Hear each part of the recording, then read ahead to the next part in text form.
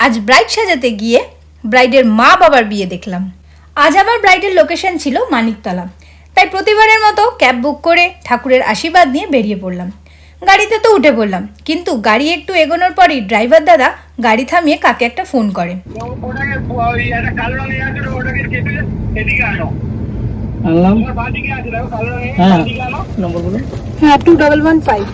পরে জেনেছিলাম ইনি আজ প্রথমবার উবের অ্যাপ ইউজ করে গাড়ি চালাচ্ছেন, আর আমিই ছিলাম ওনার প্রথম রাইড।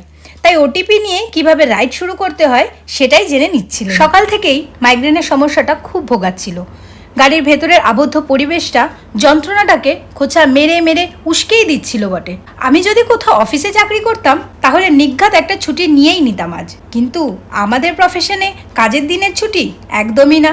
ভগবানকে তাই সবসময় বলি, জ্বর হোক, মাথা ব্যথা হোক, পা ব্যথা হোক, যাই হোক না কেন, শুধু কাজের দিনগুলোতে আমাকে সুস্থ রেখো ভগবান।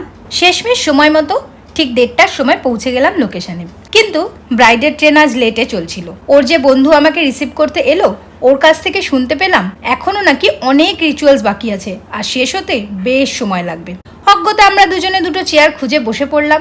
আমার পাশে বসেছিলেন ব্রাইডের পিসি। তার কাছ থেকে জানতে পারলাম এই এখন যে রিচুয়ালসটা হচ্ছে এর মধ্যে ব্রাইডের মা বাবার পুনরায় বিয়ে করানো হচ্ছে। আমি তো শুনেই অবাক, জানি না ব্যাপারটা সত্যি নাকি উনি আমার সাথে মশকরা করে বলছিলেন।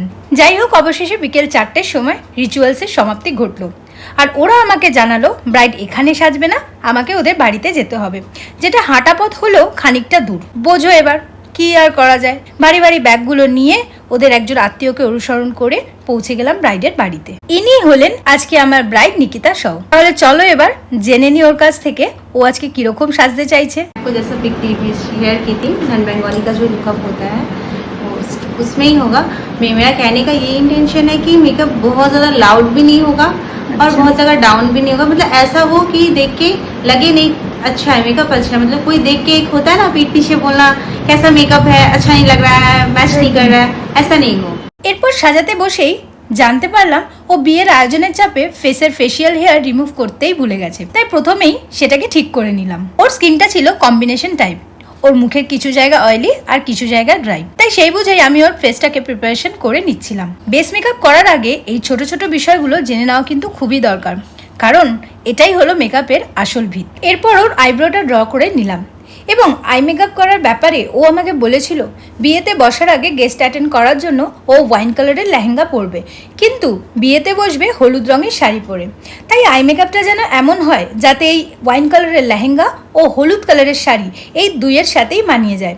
তাই আমিও সেই বুঝেই আই মেকআপটা করে ফেললাম, আর ওরও কিন্তু আই মেকআপটা খুবই পছন্দ হয়েছিল।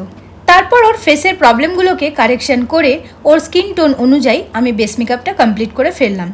এর মাঝেই ও একবার দেখে নিতে চাইলো, আর ওর কাছ থেকে আমি গ্রিন সিগন্যালও পেয়ে গেলাম। এর মধ্যে আমাদের জন্য চলে আসে গরম গরম চা ও বিস্কিট, আর দেখতেই পাচ্ছ চায়ে চুমুক দিতে দিতে আমরা খানিক গল্পও করে নিচ্ছি। এবার ওর হেয়ারস্টাইলটা কমপ্লিট করে খোপাটাকে সুন্দর করে ফুল দিয়ে সাজিয়ে জুয়েলারি সেট করে আমার সাজানো পুরো কমপ্লিট করে ফেললাম। হঠাৎ করে ও আমাকে বলল, দিদি আমাকে এই জিন্স পরা লুকে কয়েকটা ছবি তুলে দাও প্লিজ। আমি ওর আবদার রাখতে পটাপট কয়েকটা সুন্দর সুন্দর ছবিও তুলে দিলাম। তাহলে চলো এবার তোমাদের দেখাই আমার ব্রাইডের ফাইনাল লুক। ওর লেহেঙ্গাটা যেমন সুন্দর ছিল তেমন ওকেও খুবই মিষ্টি লাগছিল। ও তো নিজেকে আয়নায় দেখে আনন্দে একেবারে ডগমগ করছিল। তাছাড়া ভিডিও নেওয়ার সময় ওর আন্টি বোনেরা সবাই পাশে দাঁড়িয়েছিল, ওরাও বলছিল খুব সুন্দর লাগছে ওকে। আর তোমাদের কেমন লাগলো আমার আজকের ব্রাইডকে অবশ্যই কমেন্ট করে জানিও কিন্তু। এবার তবে ব্রাইডের কাছ থেকেই জেনে নি আমার কাছে সেজে ওর কেমন লাগলো। আমি যেটা ছিলাম সেটা থেকে আরো সুন্দর হয়ে গেছি, এতটা ভাবিনি। অবভিয়াসলি মেকআপটা খুব সুন্দর হয়েছে, আমার দারুণ লাগছে দেখতে।